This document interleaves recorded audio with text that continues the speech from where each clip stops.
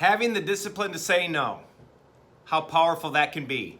So recently I was in a group meeting and talking about business strategies, and someone brought up the point. We were talking about examples here at Service Express. One example had been we had been planning to expand to California for the last couple of years now, and we've put it off a couple of times. And the reason being is I just felt we weren't ready to go as a company yet, not because we couldn't go execute on it, but because we still had so much opportunity and potential in the areas we were currently at, especially on the East Coast, where we've really had a focus recently over the last couple of years. And so I don't think more is always better.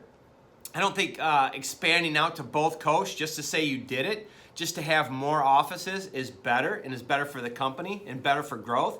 I think being focused is really better. And another example of how this comes out is, you know, when I was in the field in sales, oftentimes we would be in front of a customer and they would ask us about a service or a product that we didn't do.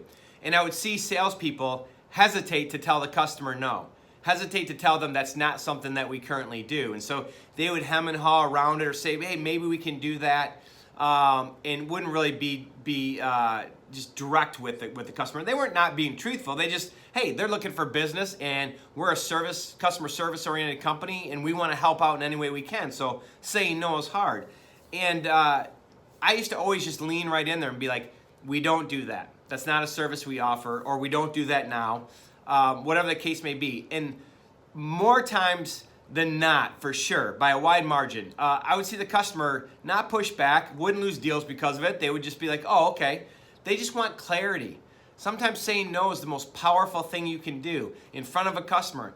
Be straight up with them and tell them if there's something you can't do. They just want to know.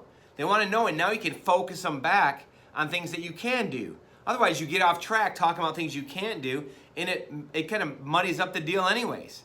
So be transparent, be upfront, explain why we don't do that to the customer, and focus on what you can do. And as you look at your business, if you look at your life, look at the things that you don't do, can't do, don't want to do, or the timing's not right to do. Look at those things and be truthful and transparent with yourself, and move those things off your list. Move those things off your calendar, okay? You may bring them back on at the appropriate time, but get them out of the way.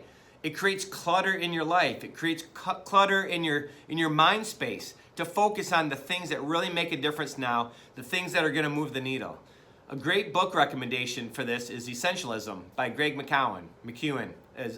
Forget how exactly you say his last name. He's on Twitter. He's a great follow there. Essentialism is a great book. It's a great book for business. It's a great book for home. It's something that I try to practice as much as I can, and just getting really focused on the things that matter the most to me, the things that are going to move the needle in my life, personally and professionally, and will have the biggest impact. So check it out and let me know your thoughts.